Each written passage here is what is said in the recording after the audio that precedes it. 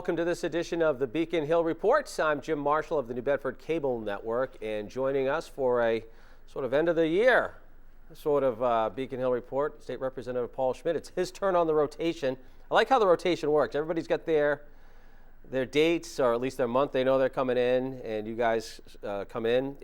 As we tape the show in December here, the session is coming to an end. You'll have a new one in January. When does the session actually start in January? Well, we get sworn in January 4th. Okay. And, of course, the new governor gets sworn in the day after, the 5th. And then you can start right away. We'll vote for a speaker on the 4th after we're sworn in. And then the speaker will consider committee assignments and so on. Meanwhile, we're all finishing up the bills that we're writing. They have to be finished by January 17th, I think, is the date. Okay. There's always an opportunity for what we call late files after January 17th, but you should have your new bills in before then. And then we get started. Yeah, exactly. Another 2 years term. And I just have to say I really appreciate having the opportunity to serve the 8th Bristol again. Well, I was going to say congratulations. Last time we talked to you, it was the campaign season. You have been reelected another term. Congratulations to you. Thank you, Jim. Obviously changes for you because your district during the redistricting process has changed. Yes. Not tremendously, but there are some changes. No, that's true. I formerly represented 3 precincts up in the north end up to Sassaquin Pond, and that was changed, and I now represent precinct 1C, which is more or less from the Campbell School up Acushnet Avenue almost to Brayley Road. Right. So. And you hook around. So you'll start in Westport, you'll hook around north of New Bedford. Fall River, Freetown, Acushnet, New Bedford. In New Bedford, yeah. It's a wonderful district. I have parts of New Bedford and parts of Fall River, and then I have 3 very rural communities: Westport, Freetown, and Acushnet. So, and you've said in the past too. The interesting thing with your district, theoretically, is even if you represent just part of the cities, you're voting on issues that pertain to the whole city. It's not just the district. You've got to look at what's good for Fall River and good for New Bedford. Absolutely, and of course I have to pay attention to what's good for the rural communities. So right. I love it. I feel very fortunate. You gain Acushnet, which you didn't have before, and you and I were just talking off camera. I mean, Acushnet, a lot of similarities to Westport. It's a farming community. It's a farming community where Westport has dairy farms, now has vegetable farms. Of course, Acushnet is known for its orchards. Yep. Apples. Rural pears. community, yep. Rural community facing all the challenges of a rural community that is looking ahead and seeing South Coast Rail coming. I mean, there will be a rail station, a mile and a half from Acushnet. A lot of land, too, in Acushnet. A lot of land, so we'll see how that land gets used in the future. What are some of the things now with a change in district? And obviously I know your priorities don't change, but you've got to get up to speed on other things that perhaps weren't at the forefront of your staff and for you. What are some of the things that you've got to get up to speed on early on here? Well, I think for my district in New Bedford, fortunately, the issues really remain the same. Right. For 1C, people who live in 1C are still concerned about parallel products. They want to be sure that there is not a sludge plant there near to their homes. People are concerned about the valuation of their homes if they have some kind of a industrial plant like that going on. And from where we sit right now, what is the status of that as you're looking at it? As we look at it, the agreement has been made, so it's going forward without the sludge plant, but people are concerned that there should be a change, if there should be a change. So constituents in my area are always concerned. They always have their ear to the ground should there be any changes. Do you think there will be, though? I don't. No. No, I don't. The agreement itself that the mayor worked out, Good agreement. You feel it's a good agreement? I do. I mean, it brings money to the neighborhood. It prevents a sludge plant. It gives New Bedford the tax money that comes from what they're doing there, and also jobs. So, to me, it's win-win-win. The city council, I know, has voted opposed to the entire expansion. Is it realistic, though? I mean, based on zoning and what have you, and I know that my understanding is Parallel still has to get approval from the state, EPA, and, Yes. and agencies. Yes. Is there any way to stop it altogether, even at the state level? I don't think so. I think what they're doing falls within the permitted usages of the area where they are.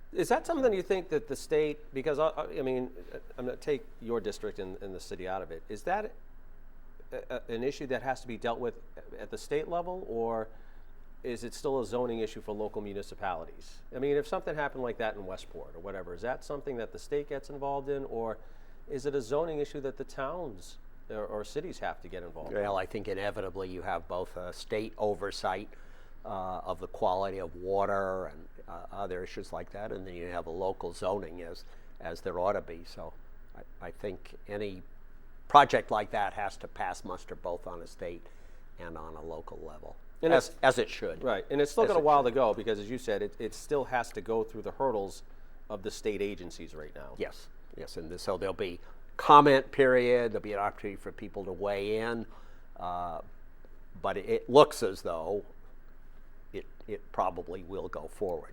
And my understanding with the agreement is only valid, I guess is the term I would use, if it's approved. Yes. If it goes through if it gets the state approvals, Yes. then that contract or the agreement is in force. Yes. Okay. So it's probably going forward, but there are still steps that have to happen. Turning another thing I know you've been talking about since you've been on the show is obviously the offshore wind. We had Commonwealth Wind pulling their project.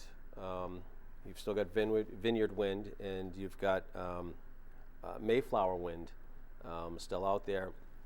Is the decision by Commonwealth Wind, is that a big deal, or how does that?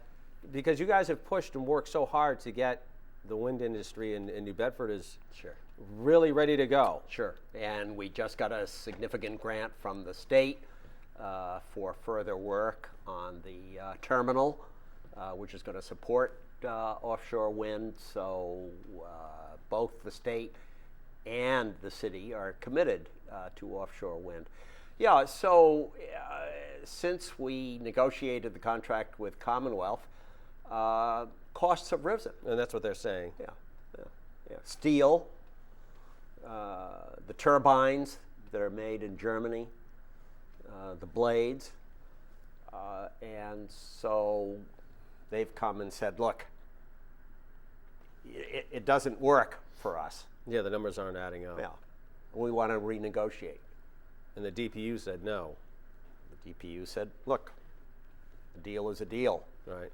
So now we're getting into a little discussion about, are we going to hold their feet to the fire, or are we willing to renegotiate? From your standpoint, knowing that you've got communities that are involved, even, I mean, Fall River peripherally because of Somerset, are you concerned about that decision by Commonwealth Wind? I think it's a short-term issue. Okay. Well, that's good to hear. Wind is here, Yeah. and the cost of certain products, that'll work its way through the system. Personally, and I'm not on the negotiating team. Personally, I would hold them to it and see what their response is. But generally, like you said it's a short-term thing. So you're thinking that the progress the city, the state have made with the industry itself and the technology, you're comfortable that saying that we're still going forward. I do. I think long-term costs are only going down, and we had an inflationary blip this year. We all know it. Mm-hmm. We all experience it. But we have also seen how costs at the pump have gone from $4 plus. I think I refilled this morning for $3.24. So yeah, I mean, inflation's it's going down it's slightly. starting to go down. Yeah. So, and it'll go down for those components of offshore wind. So that's good, because I think you guys have done, you as the delegation and the city obviously have done so much work. Yeah. The mayor worked very hard on it. We had a lot of support from the governor. Yeah. And by the way, we're going to be very sorry to see the lieutenant governor and the lieutenant governor leave. They were terrific for New Bedford. They were great for the South Coast. Well, I mean, I know Rep. Strauss. And we wish them well. Rep. Strauss was saying that South Coast Rail wouldn't have happened without Governor Baker. True. We had so many governors before that who made promises. We all know. We all have the shovel, or I don't have as many as some, but Senator Montigny certainly has a lot of shovels from previous groundbreakings, but it is happening. Many thanks to the governor. So, are you, with the new governor coming in, I'm kind of curious as to, obviously, I know you've met the current Attorney General, who will now be the governor-elect. Yes. What are your impressions of her as she takes office? Well, I think she's a very thoughtful, very committed person, and we just hope that we have been able to. She has to govern the whole Commonwealth, right? So we know that. But I think that we as a delegation here, developed a very good relationship with the Baker-Polito administration, and we're all working very hard to try to get the same sort of relationship where you could pick up the phone and say, we really need that. Well, I know the lieutenant governor's role appeared to be, during the 8 years, she was really sort of the liaison, if you will, with the communities, with the governor. She was here a lot.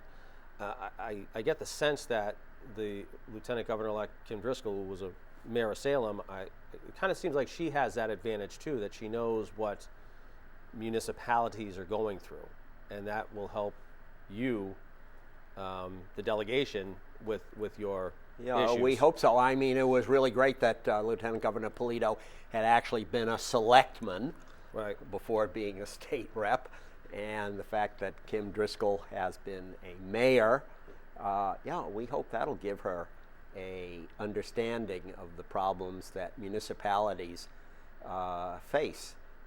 And I think one of the challenges for cities and towns has been, we've seen the state just awash in money for the last couple of years. For now, I mean, but it's going to stop at some point. Yes, it is, and that's the thing. But there was a bulge that went through. But on a local level in New Bedford, in Acushnet, we didn't really experience that, and so we still have the same issues of making ends meet, of not raising taxes beyond where we start forcing people out of town. Right. And I feel we need help from the state. So for me, that will be a big issue of getting more money to pay for our police, firefighters, and so on. And of course, you are competing against the Springfields, the Worcesters, the Lawrences, the Lowells. I mean, it's a competition when you really think about it. And then you've got the old 195 belt too, where the legislative delegation outside of the 195 belt, they're together on issues, and those that are surrounding Boston are on a different planet in some cases. Oh, Lord love our colleagues from inside 195. Right. Sure. You touched upon, and I just want to briefly talk with regard to commuter rail, which still is on track according to everything for next fall, early winter, I guess November, December next year. Yeah, this time next year, this next year. Right. People seem to be looking forward to it. I'm curious, though, with the criticisms that the MBTA has had, and I know the governor was criticized for his handling of that. Right. Are there reservations from your point? Because I know you guys have worked hard, again, as the delegation, to make this a reality. Are there reservations about the administration of commuter rail here in New Bedford and just in general? Yeah, well, sure there are. Governor Baker had such a deserved reputation for being able to fix things, and he did. But the T was tough, is tough, and that's going to take more management, more money, and we just don't know when they'll be able to get a handle on running the T properly and how that'll affect us. I mean, I personally believe that our rail is going to work and we're going to have the service we need, but we should certainly, we as a delegation, certainly want to keep our eye on what's going on up at Beacon Hill. Now, we have the so-called millionaire's tax, Yeah. which is going to bring extra funds in for transportation and for education. So a portion of that money for transportation certainly should go to the T, and then a portion of it should go to CERTA and the other regional transportation authorities that exist. Do you think just the legislature itself, did they want more say in what's happening at the MBTA as to how things are run? I mean, I know obviously they supply the funding, but the day-to-day operations and the like, do you find that your colleagues, are they saying, we really want more insight in what's... Well, I think if you're a Boston state rep or state senator, you probably do want to be sure that there's somebody from Boston on the T board. For those of us who are outside Boston, I think what we're mainly concerned about is that money get allocated to CERTA just as it gets allocated to the T. So we have issues down here on public transportation too. Yeah. Yeah, it's hard to get a bus after 6 o'clock. It's hard to get a bus on weekends, and we need public transportation down here just as they do in Boston. And this is where your colleagues, again, outside the 195 belt, are in the same boat as you are. Their community transits are in the same, facing the same issues that we are down here. Sure. And that's where you're So butting heads. Let's go ahead and support the T. We want that, but let's make sure we have money for CERTA here. You were talking about, and I think it's interesting too, with the train coming down, and I mean, one of the big issues, and you were talking about it off camera, that you're facing, and it's probably going to be an agenda, an issue throughout the whole session, is housing. Do you see anything off the bat that the legislature might be looking at when you guys are first sworn in? Yeah. Not immediately, but in the first couple months, that this is something we've got any particular legislation that you want to attack? So, Jim, to me, right now, housing is the biggest issue. We see that in New Bedford. We read the reports. Because South Coast Rail is coming, offshore wind, there's much more investor interest in housing here.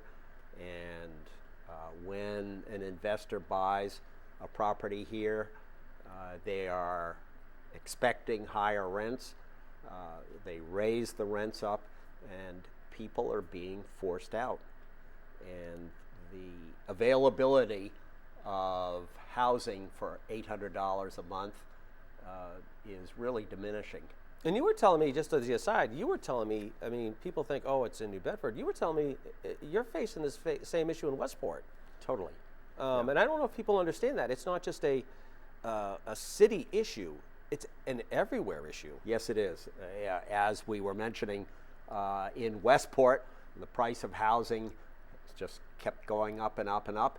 And people like me are concerned about our children and our grandchildren being able to afford to live in Westport. So Westport faces a housing problem just as New Bedford does. It's different, but it's different, it's still driven by the same issues. The market is pushing costs up, and prices are rising. So I think almost I would say I'm right. Every day I get a call from a constituent who thinks they're going to be homeless in the next couple of months because their apartment building has been sold and they hear that the rents are going up. Legislatively, though, what can be done? So that's what we're going to be thinking about. One issue is that we have to create more housing in communities that surround our cities. So this means that Westport, Freetown, and Acushnet, and so on, have to be able to provide more housing. But we don't have the infrastructures that Right. you do find in New Bedford. So helping the Westports create that infrastructure so that we can create affordable housing is going to be what we've got to be thinking about. But also, though, too, as you were touching upon, in Acushnet, it's going to be about a mile from the train station. Yeah. I would assume then that the price of housing or property in Freetown and even in Westport with Fall River, they're still going to go up. Yes, it is. Yes, it is. And it's going to become more costly to build affordable housing, but it's a priority. And it seems like a priority. It seems like such a complex problem. I don't know what, because you're also looking at people, and it's capitalism too. It's sell and demand. If I can get it, I can get it. Yeah. But the government has to step in, and we have grant programs that provide seed money for developers to help them bridge the difference between costs and what rents they can charge. So we need to expand those kinds of programs. Didn't I read recently that something like 900 students in the New Bedford school system are homeless? it's a staggering number. I don't know what the number is. I know there's a lot of kids, but again, how can that be? Right. And interesting too. Just one last note, as I was saying, this past week as we're taping the show, the average home sale in Massachusetts is $530,000. That's statewide. It's not in New Bedford. It's just statewide. $530,000 for a house. Yeah. Scary money, really, when you think about it. Well, and when you think about a mortgage now at 6+%, very hard for young people to start. Well, we've got a couple minutes left, but I wanted to ask you this too. I'm curious from your standpoint. All the offices now on Beacon Hill are controlled by Democrats. Legislature overwhelmingly Democratic, House and Senate. But obviously, you represent all people. And I'm curious from your standpoint, a third of the state didn't vote for any of those people that won office. How do you, and I guess with your colleagues, how do you approach when you're looking at issues that the left or the right totally don't agree with? You've got to, I don't know if people are, you probably can't go all progressive, but I'm curious as to how you balance that. Yeah, Jim, I think I've always believed that most people are pretty much in the middle. We care about others. We want to give a hand up to people to help them. But we also want to be fiscally responsible. And most bills that are passed, I believe, most bills fall within that middle range. But when a bill falls outside of that range, then people like myself who represent a diverse district have to consider everybody. And I think one example of that for me was the so-called police reform bill that we did 2 years ago, which was something that was put forward by the progressive part of the Democratic Party, and it didn't work for me. So I couldn't go there. Right. And I think that's what each one of us has to think about on every bills. Are we really representing the middle?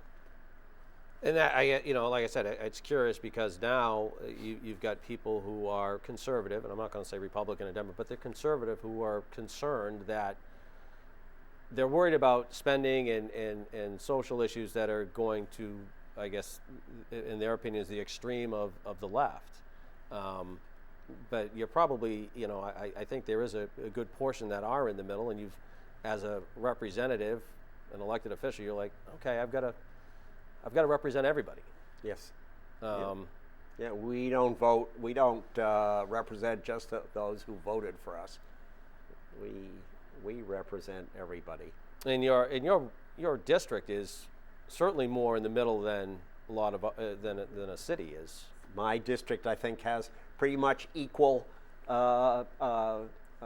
quantities of people who have an R next to their name and people who have a D next to them. Of course, most people are unenrolled, independent. And I think that's because when you think about it, I mean, this just my thought process is most people who are unenrolled really are in the middle. And they want to be able to vote for the person. Correct. Not necessarily for the party.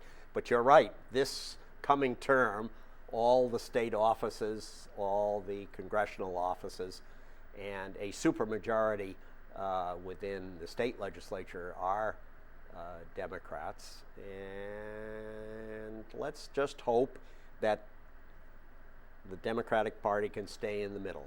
Because I believe if we move too far to the left, then that is going to leave us at risk in the next election.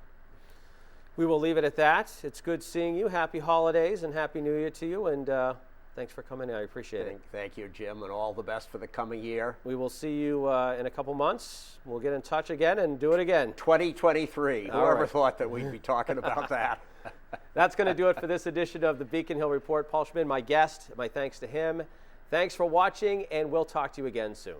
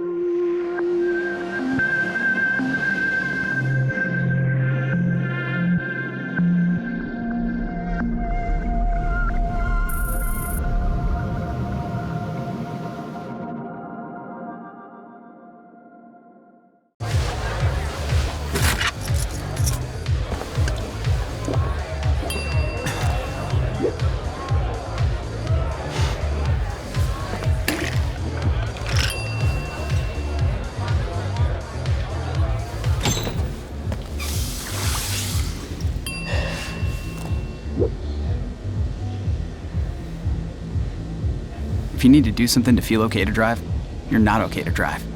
Don't drive buzzed.